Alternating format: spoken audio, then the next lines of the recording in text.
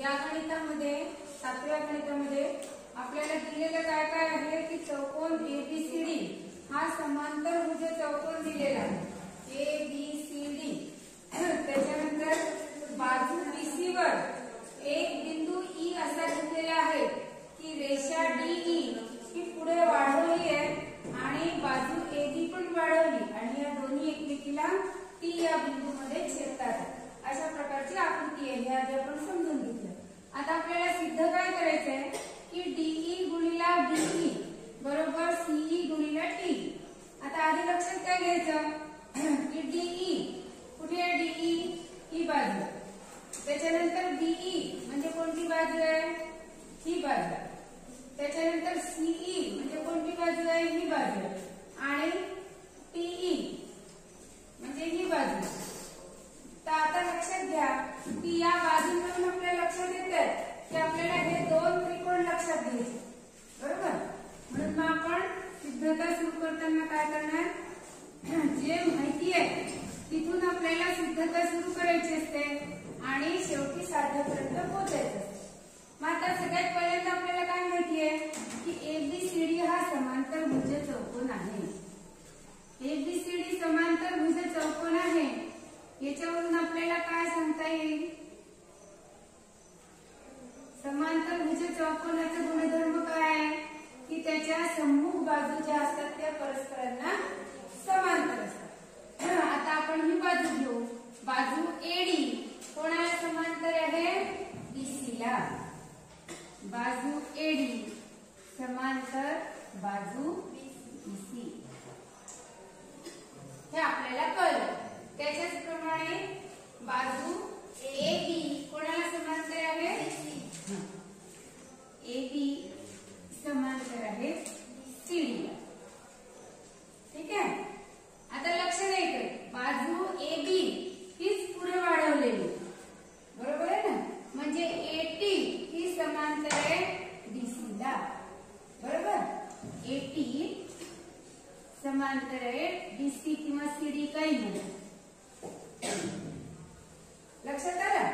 आता बघा ही जर आपण छेदिका घेतली ही बाजू समांतर AT समांतर DC ला आणि ही छेदिका घेतली तर हा कोन आणि हा कोन हे परस्परांचे काय झाले व्युत्क्रम कोन दिसतात आहेत ना. आणि व्युत्क्रम कोन कसे असतात एकरूप असतात. म्हणजे आपण जर छेदिका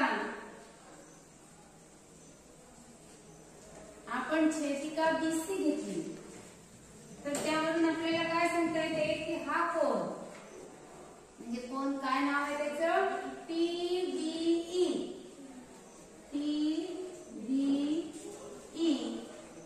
एकरूप कोन याचे नाव काय आहे ECE किंवा ECD काही पण लिहिता येईल आपल्याला. समजा ECE कारण काय ते दोन्ही एकमेकांचे काय आहेत व्युत्क्रम कोन. त्यानंतर आपल्याला माहिती आहे की जे विरुद्ध कोन असतात आणखी आपल्याला घेता येईल ही छेदिका घेता येईल TD बरोबर. या दोन समांतर रेषा आणि छेदिका TD घेतली तर आपल्याला काय लक्षात येतं की हा कोन आणि हा कोन हा परस्परांचा काय आहे पुन्हा व्युत्क्रम कोन आहे. म्हणजे छेदिका कोणती घेतली आपण आता इथे छेदिका TD घेतली. TD ही छेदिका घेतल्यानंतर कोणते कोणते कोन येतात आहेत कोन BTE घेतला आपण तरी चालतो. कोन हाच आहे ना बघा BTE. एकरूप कोन कोणता घ्यावा लागेल CDE बरोबर. CDE याचे पण कारण पुन्हा की ते दोन एकमेकाचे काय आहेत व्युत्क्रम कोन आहेत.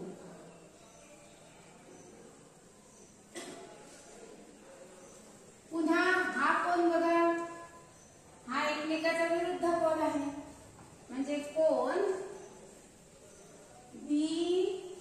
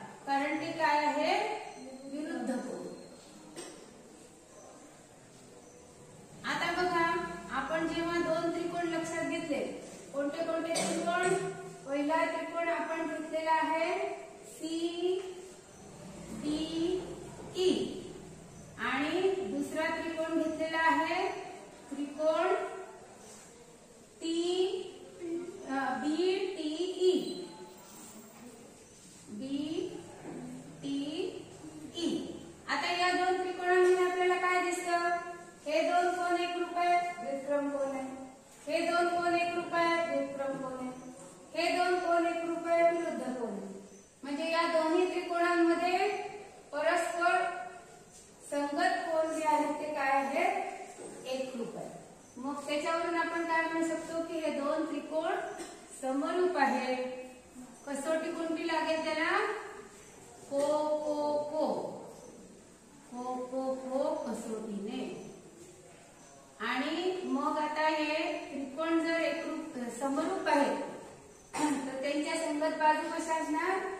प्रमाणात असणार. आता आपल्याला याच्यानुसार घ्यायचं आहे. पहिली घ्यायची डीई. डीई ची संगत बाजू कोणती आहे? इथे टीई बरोबर. ही बाजू कोणती आहे? दुसरी बाजू आपल्याला घ्यायची आहे सीई. सीई ची संगत बाजू कोणती आहे? डीई.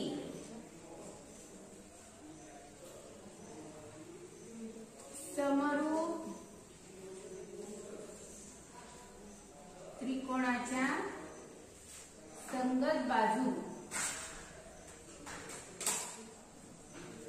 आता आपल्याला माहिती आहे की आपण यांचा तिरपा गुणाकार करणार. तिरपा गुणाकार केला की हे बीई इकडे गुणाकारात येईल. म्हणजे डीई गुणिला बीई बरोबर सीई गुणिला टीई.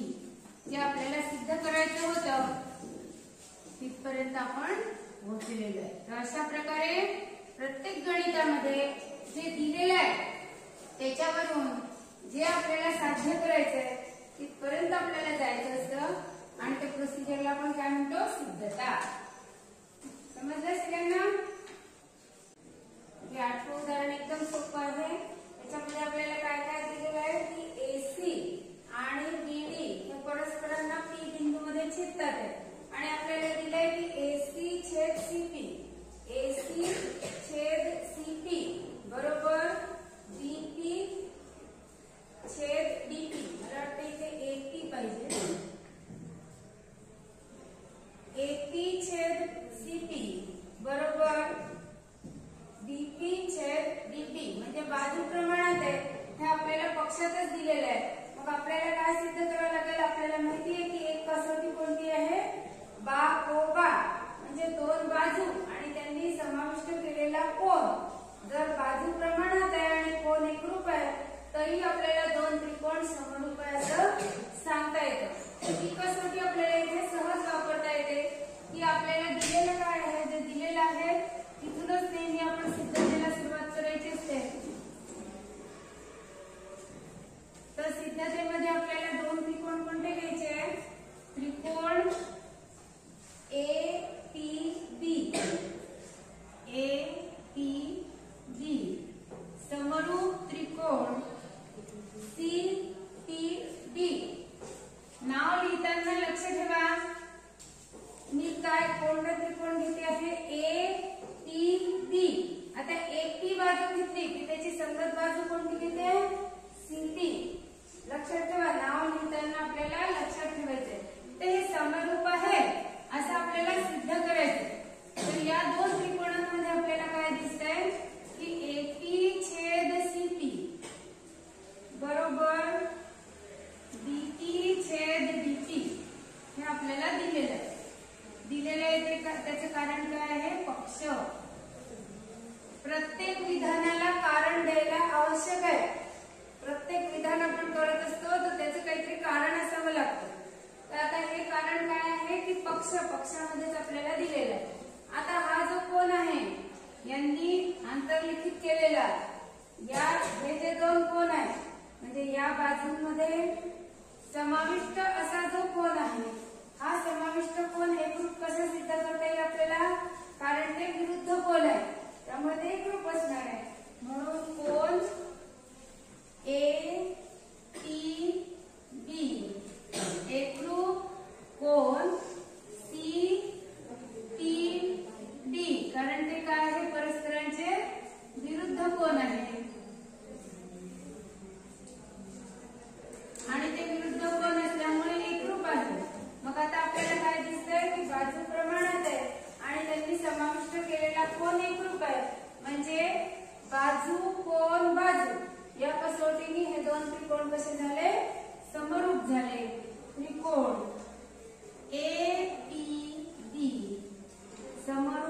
त्रिकोण CPD. आता याचं नाव आपण आजूबाजूला त्यांची नावं करू शकतो. म्हणजे आपण घेतला ABP, पहिले त्रिकोण जर त्याचंच नाव आहे ABP, समरूप त्रिकोण CPD. ABP घेतला तर आता काय घ्यावं लागेल CDP.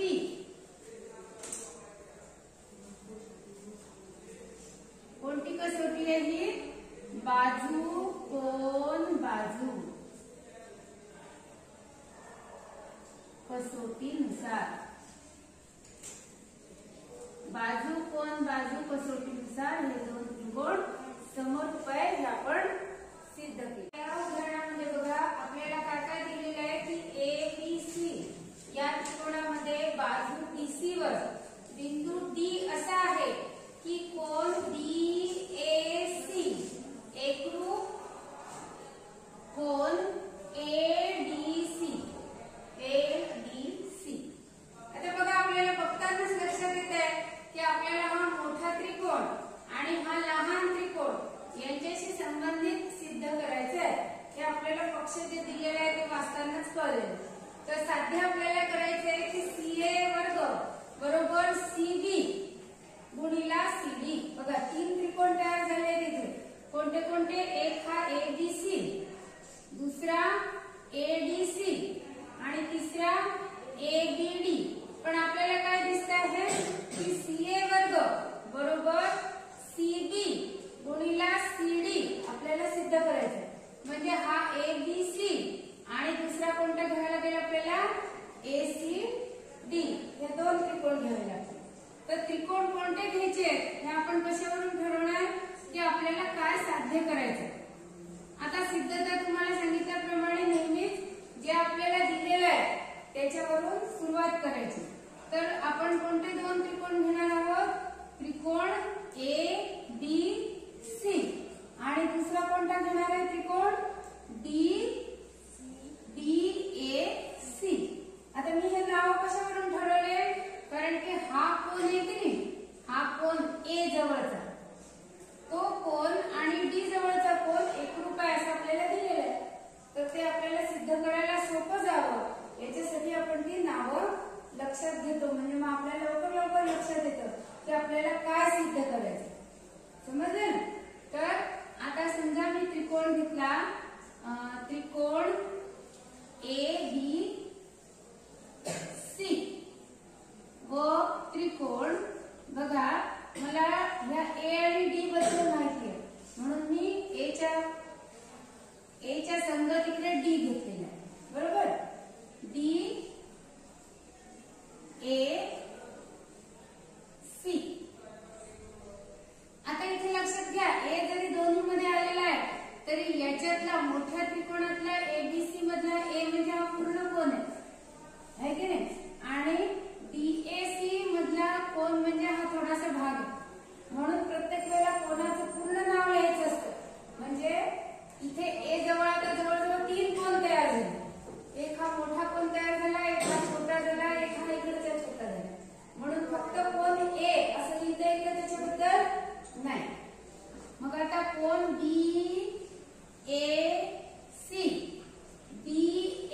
म्हणजे हा पूर्ण कोण, एकरूप कोण ADC हे आपल्याला दिलेलं आहे म्हणून आपण म्हणू पक्ष.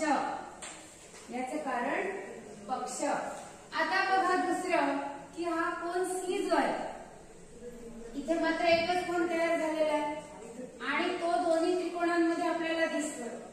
म्हणजे तो कसा आहे? सामायिक आहे, दोन्ही त्रिकोणांमध्ये आहे. म्हणून कोण नुसतं C न लिहिता आपण त्याचे पूर्ण नाव लिहिणार आहे ACD एकरूप कोण DCA. इथे नुसतं कोण C म्हटलं असतं तरी चाललं असतं कारण इथे C जवळ फक्त एकच कोण तयार होतं. त्यामुळे फक्त कोण C म्हटलं तरी हाच कोण.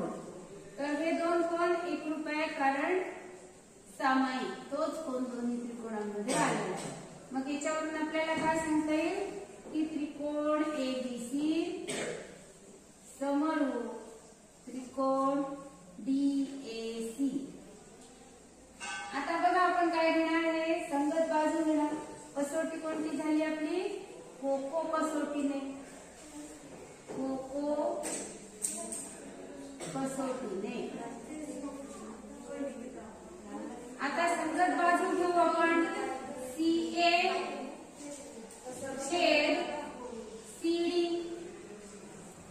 बरोबर. आता आपण घ्यायला लागेल बीसी म्हणजे सीबी घेऊ आपण. सीबी छेद सीए. याला कारण काय? समरूप त्रिकोणाच्या